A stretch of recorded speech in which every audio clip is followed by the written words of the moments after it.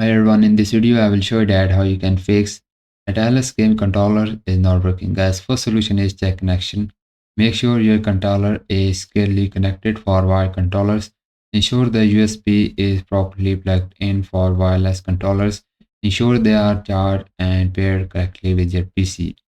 Now the second solution is open up the Steam, then just click on the game, which is the ATLYSS, then just click on the gear icon and go to your game properties.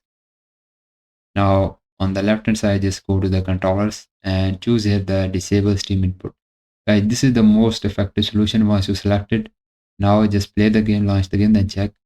If your controller is still not working, then just go to the properties again and go to the controllers and choose the enable Steam input.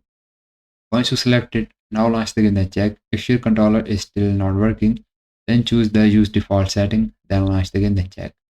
Now try all of these three and see which work for you. And I hope one of these fixed your problem. And if yes, please like this video and bye bye.